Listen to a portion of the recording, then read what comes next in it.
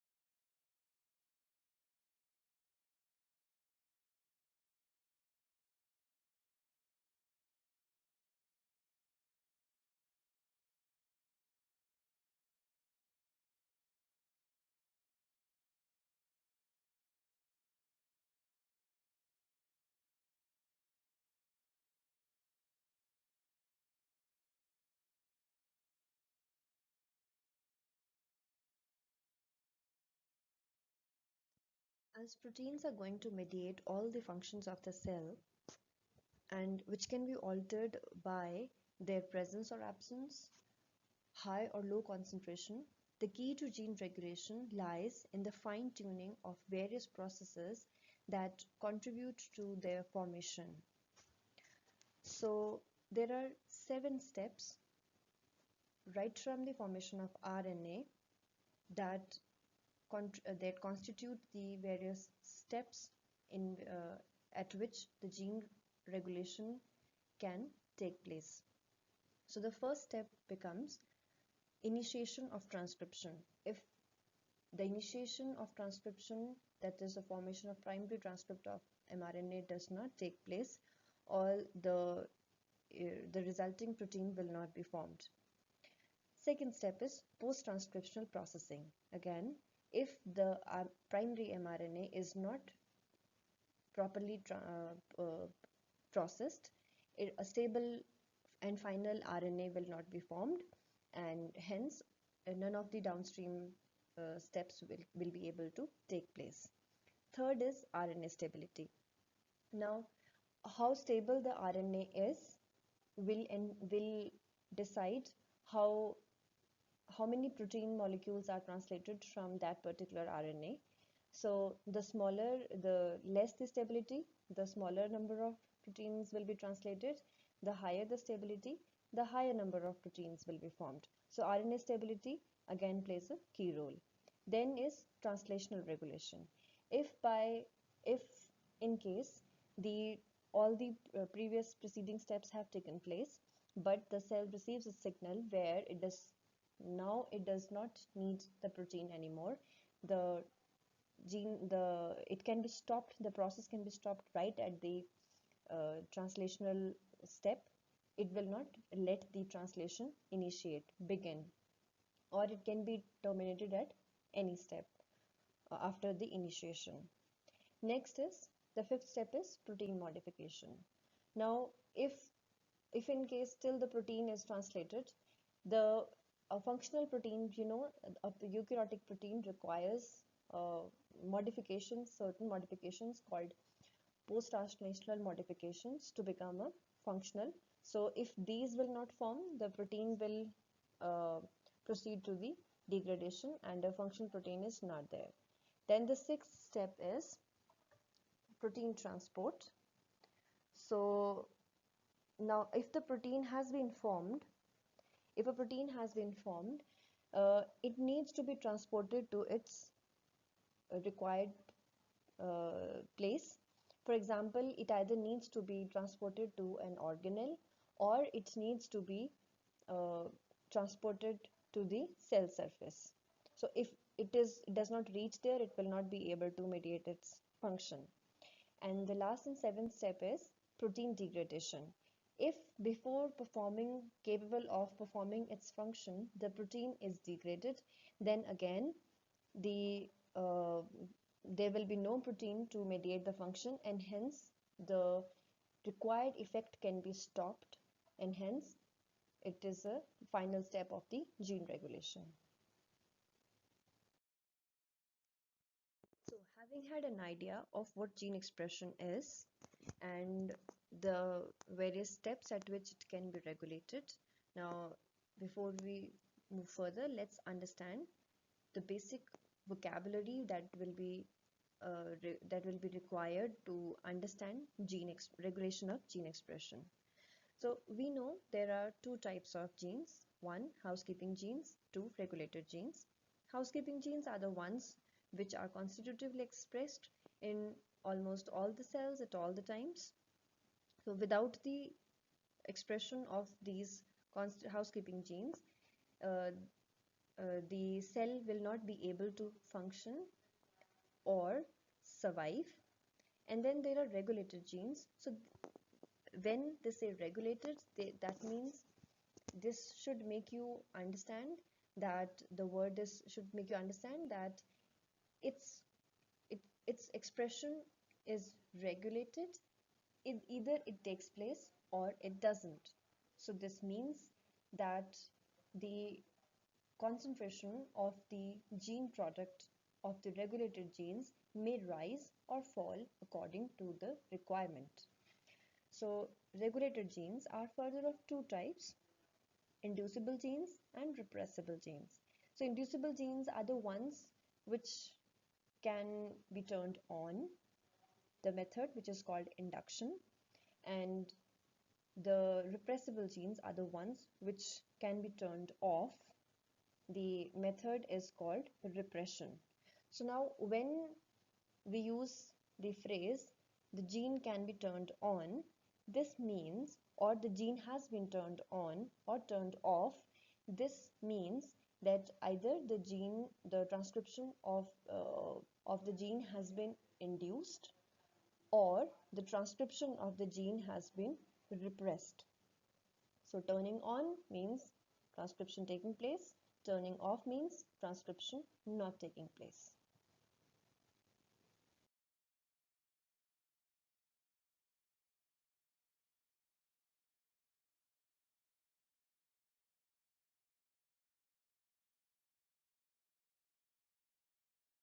So next is just a recap from your transcription chapter. RNA polymerase binds to a sequence called promoter, and this sequence lies near the transcription start site. As in the figure presented here, you can see that there is an RNA transcription start site in the DNA.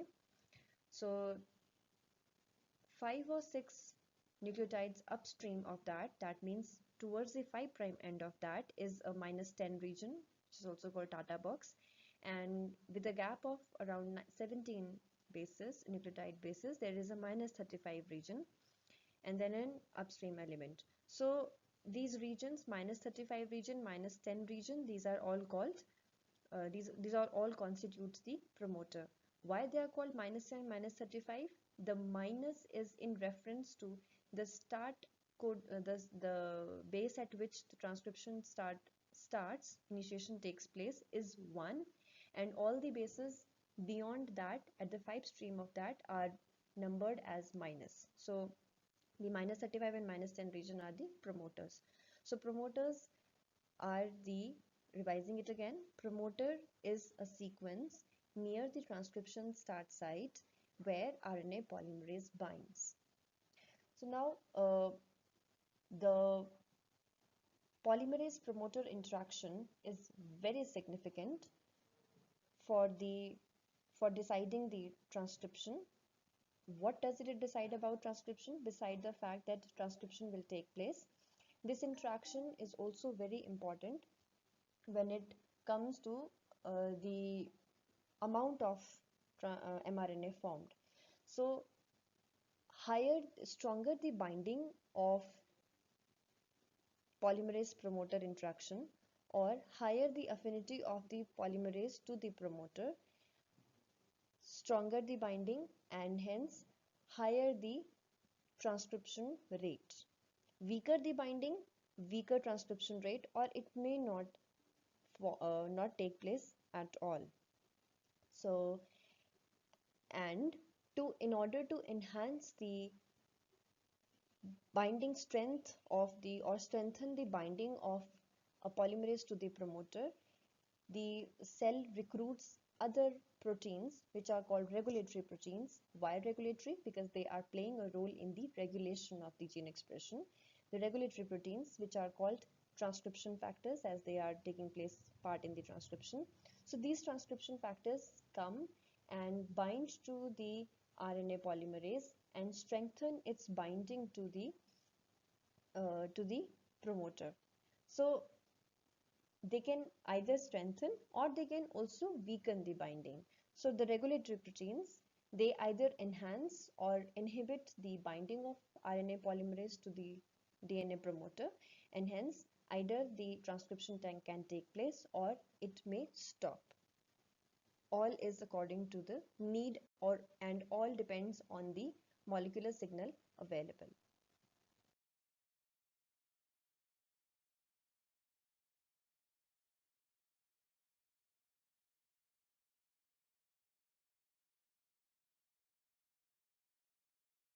Next set of definitions that we need to know is cis-regulatory elements and trans-regulatory elements. So cis-regulatory elements are the regions of non-coding DNA that regulate transcription of the neighboring genes, or the adjacent genes. So non-coding DNA means these are not the proteins which are structural proteins, so, or which form part of a gene. So usually these are present upstream or downstream of the same gene or the chromosome. I'm of the idea that you understand what is upstream and downstream. Upstream is before the 5' site of a gene, that and downstream is the beyond the gene 3' side of the gene. So the examples of cis regulatory elements are promoters, enhancers, repressors, silencers, and operators. So this is very important to remember that all of these regulatory elements, promoters, enhancers, silencers, and operators, these fall in the category of cis regulatory elements. Then the trans-regulatory elements. So these are the genes that modify the expression of distant genes, the genes which are located at far off places. So either the other genes are the ones which they influence, or the genes located at other chromosomes. You know that you do know, right, that one chromosome molecule has one DNA molecule, full-length DNA molecule, and that one full-length DNA molecule has multiple genes located on it. So it is possible that the elements, that the proteins which are regulating, let's say, the gene located in chromosome 5 may be regulated by a gene product of chromosome located on, let's say, gene 14. So that becomes an example of trans-regulatory elements. So the most common examples, easiest examples of trans-regulatory elements are various subunits of RNA polymerase, positive regulators of gene expression, then the excuse me, the proteins that stabilize transcription initiation complex. All these are examples of trans-regulatory elements. You know that RNA polymerase is a multi-subunit complex. So all the subunits of the which constitute a functional RNA polymerase are not expressed or not located at one gene. They are located at distant other different places, different genes, and their product formed, and then they come together and form a functional RNA polymerase. Similarly, same goes with the case of the proteins that stabilize the initiation complex. You know, multiple proteins are recruited at the initiation site of the transcription. So all these are not cis regulatory elements. Some of these constitute the trans regulatory elements as well. Coming to repressors. Repression, we know, is stopping something. So repressors will be the molecules that will stop something. What they will stop? They will stop transcription. So how do they stop transcription? They actually reduce the RNA polymerase binding to the RNA promoter present in the DNA, RNA polymerase promoter present in the DNA, and hence the transcription cannot take place. So they bind to the specific site to which they bind is called operator.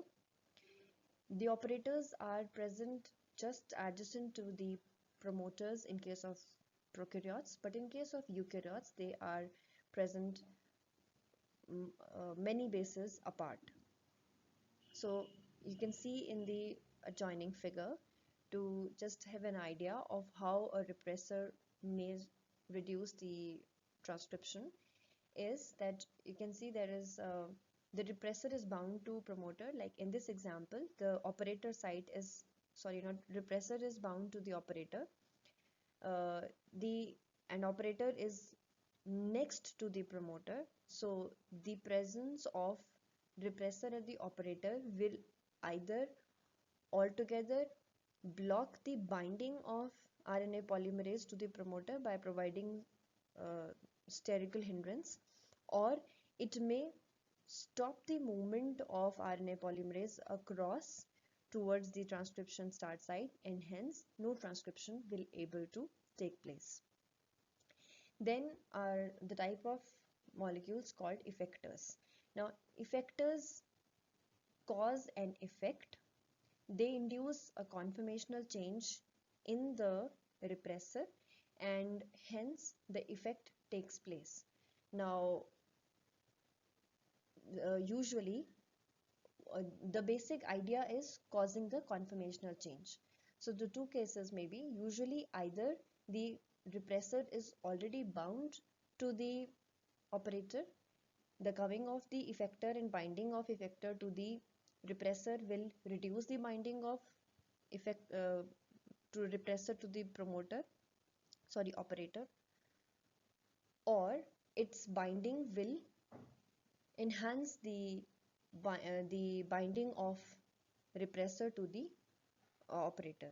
So in both cases, it may either increase or decrease. The repressor is involved, and for example, in the adjoining figure, you can see the blue triangular molecule shape is representing the effector molecule.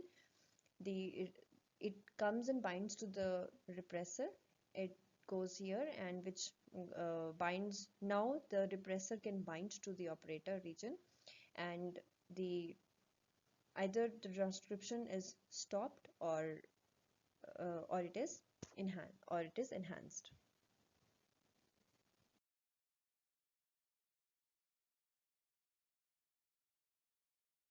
We have a sequences in DNA which are called enhancers.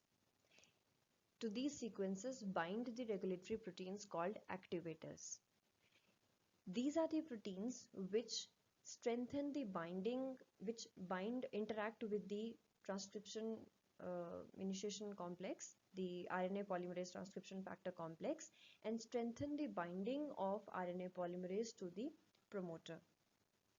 In case of bacteria, the enhancers are usually adjacent to the promoter, the same fashion as case of the promoters. And in case of eukaryotes, the enhancers may be located at the distant sites. So in the joining diagram, you can see the enhancers are the DNA sequences labeled in yellow, marked in yellow, and to these are bound activators marked in black boundary blocks, and active binding of activators to the enhancers makes the DNA, they come closer and they makes them to bind to the transcription factors, which eventually are bound to in turn are bound to the RNA polymerase, and hence the transcription can start.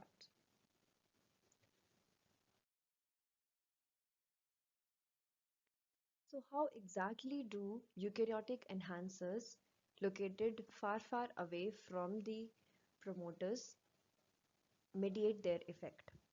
By DNA looping. So you can see in this example here near the 5' end, there is an enhancer sequence highlighted in orange to which are bound two activator molecules. Then you can see a promoter region.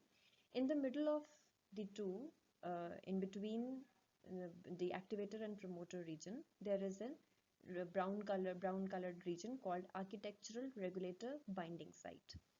This is the one that plays the key role in allowing the distantly located enhancers to regulate the transcription. What happens is, in the presence of a molecular signal, which is labeled here as architectural regulator, the molecular signal or the DNA bending protein comes and binds to the DNA bending site, induces the bending of DNA on itself, forming a hairpin structure, a U structure. This coming near of the bending of the DNA, which brings the activator in the close vicinity of the promoter, recruits RNA polymerase 2 and co-activators, and eventually all these are bound to the promoter and transcription starts.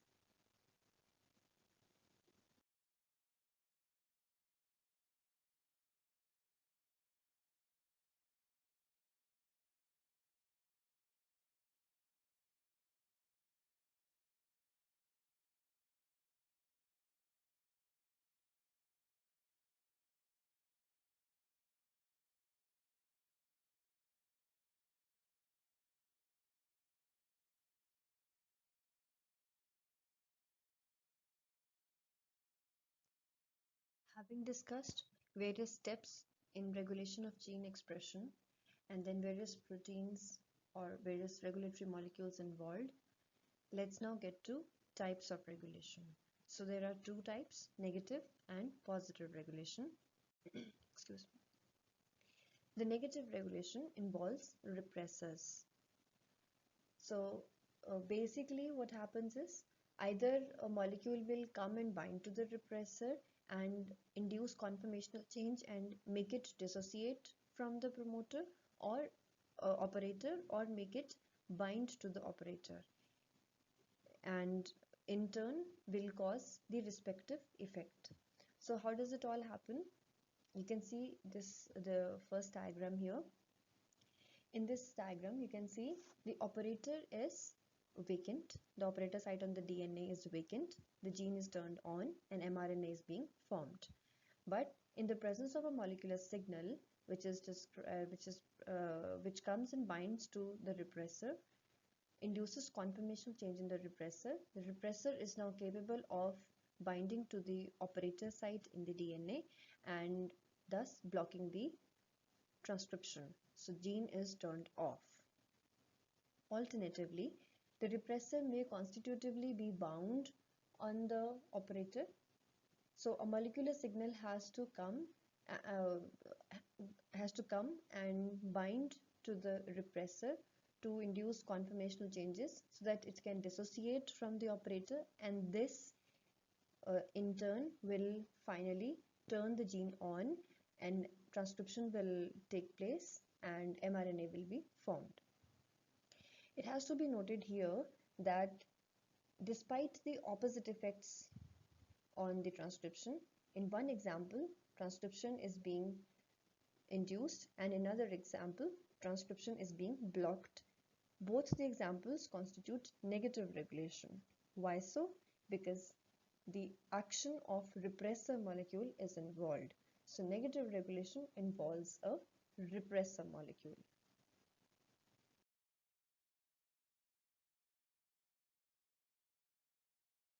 Coming to positive regulation. So positive regulation involves activators. So how do the activators work? They enhance the activity of RNA polymerase. They bind to RNA polymerase, interact with it, and strengthen its binding to the promoter. That's how the activators work. This mechanism of gene regulation is common in eukaryotes. So in the first example, we can see just like in parallel to negative regulation, we have two examples, and both the examples in this case are also similar, wherein in one case the gene is being turned off and in another case gene is being turned on. The only difference being that instead of repressor, an activator molecule is involved. So in the first example, what we have is uh, you can see that RNA polymerase and activator are bound to the DNA. RNA polymerase binds to the promoter region, whereas activator has its own specific site on the DNA to bind to, which is called activator binding site. So in the presence of both these molecules bound together, the affinity of RNA polymerase is very high for the promoter, and it thus so leads to the transcription initiation, and gene is turned on and mRNA is formed. In the presence of a molecular signal which will go and bind to the activator, induce conformational changes in the activator molecule, which will lead to dissociation of it from the activator binding site. This will weaken the binding of RNA polymerase to the promoter and the gene will be turned off. In second example, the activator binding site is vacant, you can see, and hence the gene is turned off, but the presence of a molecular signal recruits activator. This activator, which has its conformation apt for binding to the RNA polymerase and activator binding site, goes and binds at a specific site, strengthens the binding of RNA polymerase to the promoter, turns the gene on, and mRNA is formed. So in both, just like the negative regulation, both the examples have opposite effects but still are examples of positive regulation. Why? Because the molecule activator is involved.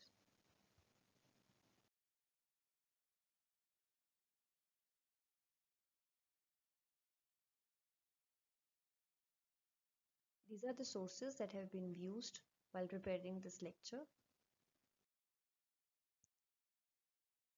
We'll leave you with this joke, which so appropriately indicates the variation in gene expression and what wonders does variation in gene expression do.